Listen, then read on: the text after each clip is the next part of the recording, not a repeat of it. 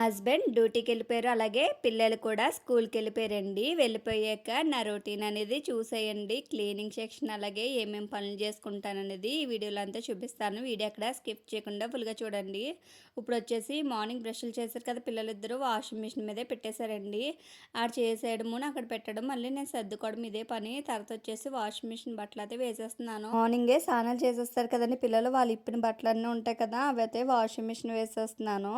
అంతకు ముందు కూడా ఉన్నాయండి. అన్నీ కలిపితే వాషింగ్ మిషన్ వేసేసి స్టార్ట్ చేసేస్తున్నాను. ఇలా స్టార్ట్ చేసాకైతే లోన క్లీనింగ్ సెక్షన్ కూడా ఉంటుందండి. ఆ క్లీనింగ్ సెక్షన్ ఏమేమి చేస్తాననేది కూడా చూపిస్తాను మీకు. కిచెన్ అంతా మాయా బజార్ కింద ఉంది కదండి. ఇప్పుడు అంతా క్లీన్ చేసుకురావాలి. జోషికి వచ్చేసి లంచ్ బాక్స్‌లోకి మేతి రైస్ అయితే చేశాను. ఆ రైస్ కూడా ఉన్నదండి. ఇంక వంట ఏం చేయను. నాకు ఒక్కదానికి కాబట్టి అవ్య వచ్చేసి అంగన్వాడిలో తినేసి వస్తది. ఒక్కదానికి కాబట్టి ఆ రైస్ సరిపోతుందండి. అందుకే నేను ఇంకేం వంట చేయట్లేదు. ఇప్పుడు వచ్చేసి స్టాండ్‌లో ఉన్న గిన్నెలన్నీ కూడా అన్నీ తీసేసుకుని కింద ప్లేట్‌లో వచ్చేసి వాటర్ ఉంటుంది కదా! ఆ వాటర్ వంపేసి ఒకసారి కడిగేసుకొని మళ్ళీ బొట్టు అయితే పెట్టేసుకుంటున్నాను. ఇలా బొట్టు పెట్టేసుకున్నా కదా! ఇప్పుడు అన్నీ కూడా తడుపుకుంటున్నానండి గిన్నెలన్నీ కూడాని. ఇలా తడుపుకున్న తర్వాత వన్ బై వన్ గిన్నెలు తోమడం అయితే స్టార్ట్ చేస్తున్నాను. ఎందుకంటే గిన్నెలు అయితే చాలా ఎక్కువ ఉన్నాయి కదా! ఆ సింక్‌లో అయితే అసలు పట్టవు. అందుకు పెద్దయన్నీ కూడా తీసేసి ఇప్పుడు గిన్నెలన్నీ కూడా ఒక దగ్గర పెట్టేసుకుని ఒకటొకటి తోమేసుకుంటున్నాను. జోషికి ఓన్లీ లంచ్ బాక్స్‌కి రైస్ ఒకటే చేశానండి. అది కూడా మేతి రైస్ కింద తాలింపు పెట్టేసి పంపించేశాను. ఆ మాత్రం దానికి ఇన్ని గిన్నెలు అయిపోయినాయి చూస్తున్నారు కదా! ఆళ్ళు పాలు కాసిన గిన్నెలు మళ్ళీ పాలు కాసేసి ఒక మట్టి పాత్రలో అయితే వేసేసుకున్నా కదండీ! అందులో అయితే తోడెడతాను. అందులో వేసేసి తోడుపెట్టేసాను. ఆ గిన్నె కూడా అన్నీ క్లీన్ చేసేసానండి. ఇలాగ సామాన్లన్నీ కూడా తోమేసాను. సింక్ కూడా క్లీన్ చేసేసుకున్నాను. సింక్ బ్యాక్ సైడ్ కూడా వాటర్ మార్కులు గట్ట పడిపోతాయి కదండీ! అవి కూడా క్లీన్ చేసేసాను.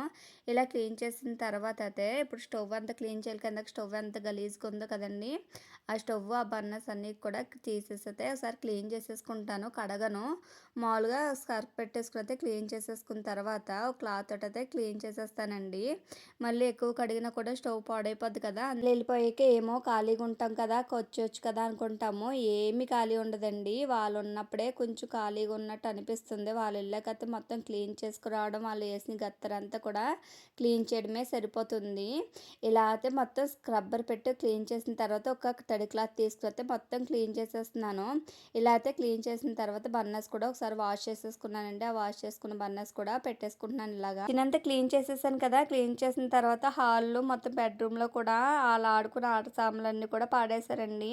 అవన్నీ కూడా సర్దుకురావాలి. ఇలాగ చూస్తున్నారు కదా! ఇలాంటి ఆట వస్తువులు ఉంటాయి కదా! అన్నీ కూడా కింద పడేశారు. అవన్నీ కూడా తీసి పక్కకు పెట్టాను. అక్కడ అన్నీ సర్దేశాను కదా! ఇప్పుడు చూడండి దివాన్ మీద మొత్తం దుప్పడంతా చిందరవందరగా అయితే వేసేశారు.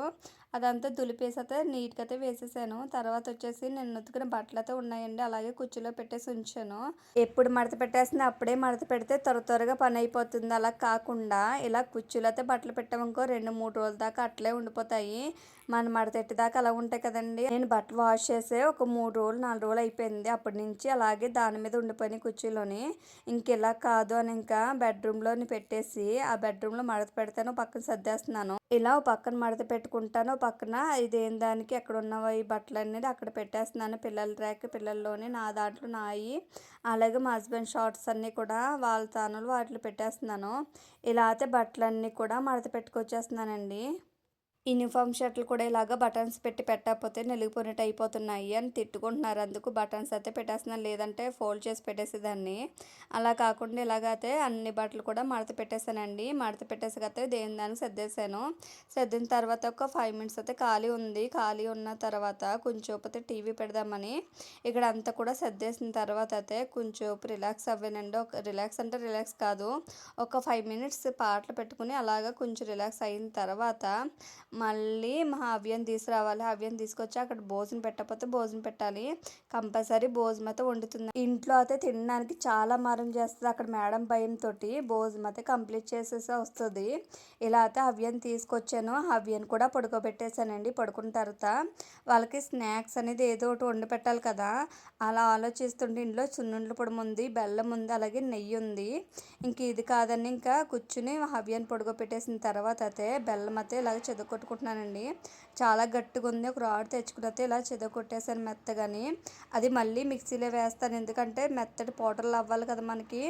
మళ్ళీ మిక్సీలో వేసి అలాగే పిండితో పాటు మళ్ళీ మిక్సీ వేసేస్తే బాగా నలిగిపోతుంది కాబట్టి ఇలా గుండ కింద కొట్టుకున్నాను. ఎందుకంటే మిక్సీ పాడవకుండానే ఇలాగే గట్టిగా వేసేసామనుకో మిక్సీ అయితే బయటపోతాయి కదండి. అందుకే ఇలా గుండ కింద కొట్టుకుని ఒకసారి మిక్సీ పెట్టుకుంటున్నాను.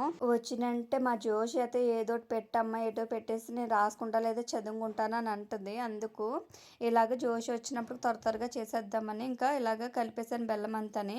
కలిపేసి ఇలా మిక్సీ అయితే పెట్టేసుకున్నాను. పిండితో పాటు బెల్లం కలిపేసి మిక్సీ పెట్టుకున్నాను.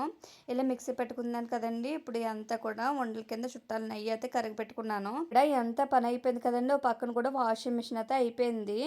వాషింగ్ మిషన్ అయిపోయిన తర్వాత అయితే బట్టలన్నీ తీసేసి అయితే ఒక దాంట్లోకి వేసేసుకుని బట్టలు ఆరేయడానికి అయితే వెళ్తుంది. బట్టలు ఆరేసి అయితే కిందకు వచ్చేసానండి. కిందకు వచ్చిన తర్వాత అయితే నేను ముందుగా సున్నుండల పొడి అలాగే బెల్లం అని మిక్సీ పెట్టుకున్నాను కదా, అది ఒక గిన్నెలోకి వేసుకుని అయితే ఇక్కడికి వచ్చేసాను హాల్లోకి. హాల్లోకి వచ్చినాకైతే టీవీ పెట్టుకున్నానండి. టీవీ చూస్తూ పక్కన సున్నుండల పొడి అయితే ఇందాక నెయ్యి అనేది కరగబెట్టుకున్నాను చెప్పాను కదండి. ఆ నెయ్యి కొంచెం కొంచెం వేసుకుంటా టేస్ట్ సరిపడగానే అది వేసుకుంటే ఇలా నెమ్మదిగా కలుపుకుంటున్నాను. ఎందుకంటే పైకి అనేది చల్లిపోతుంది పిండి అంతానే. అందుకు నెమ్మదిగా కొంచెం కొంచెంగా నెయ్యి వేసుకుంటానే కలుపుకుంటున్నానండి. నెయ్యి ఎంత ఎక్కువ వేస్తే అంత టేస్ట్ వస్తుంది. మన సంపాన్లో బెల్లం వేసుకోవాలి. నెయ్యి అయితే ఎక్కువ ఉంటే పిల్లలు కూడా ఇష్టపడి తింటారు. మా ఇంట్లో ఎవ్వరు అంత తీపి ఎక్కువ తినరు. అందుకు కొంచెం తక్కువైతే వేసుకున్నాను. మీ ఇంట్లో కనుక తీపి ఎక్కువ తింటే కొంచెం ఎక్కువనే వేసుకోవచ్చు. టేస్ట్ అయితే చాలా బాగుంటుందండి. ఈ విధంగా నేను ఉండలు అయితే చుట్టుకుంటున్నాను. నెయ్యి అయితే వేసేసాను. ఇలా ముద్ద కింద అయ్యింది. కొంచెం అయితే ఇది మెత్త పౌడర్లో చేసుకున్నాం కాబట్టి ఇలా ముద్ద కింద అయిపోయింది. అది ఉండలు చుట్టినప్పుడు ఇంకొంచెం గట్టి పడిపోతుంది. అంత మెత్తగా ఏమి ఉండదు.